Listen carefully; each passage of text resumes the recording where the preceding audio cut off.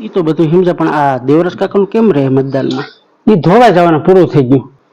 કેમ વાતાવરણ ફરી ગયું? અરે રાતે એને આગલી રાતે ગઈ રાતે એને આજુબાજુના 15-20 ગામની અંદર ભજીયાનો પ્રોગ્રામ કર્યો, આખા મરચાના ભજીયા.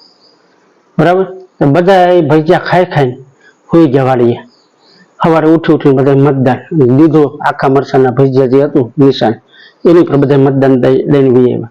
કારણ કે નિયમ છે, મનનો નિયમ છે કે સાંજે તમને જે વિચાર મગજમાં ચાલુ હોય સવારે ઉઠો એનાથી ચાલુ થાય.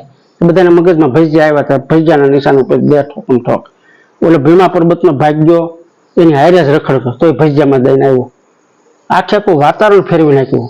નકર 2 દી અગાઉ મેં દેવરાજ કાકાને કીધું હતું, આ 2 દી પછી પ્રોગ્રામ ચાલુ થાય ને, મેં કીધું તમે છે ને ભજીયાના પ્રોગ્રામ ન કરતા બીજા ગમે પ્રોગ્રામ કરીજો.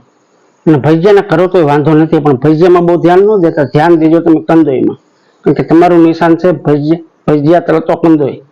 તો કંદોઈ એવો લઈ આવજો. આમ ભજીયા ન ઓલું ઓલો તપેલીમાંથી લોટ હોય આમ આમ આમ આમ ભજીયા કરતા હોય, આ રીતે કોઈ આમ આમ આમ આમ કરતા હોય એવા કંદોઈ તમે લઈ આવશો ને તો બધાની નજર એ કંદોઈ ઉપર પડશે અને એના મગજમાં એક ચિત્ર બેસે કે બાકી કંદોઈ એમ હતો, કેમ ભજીયા બનાવતો હતો.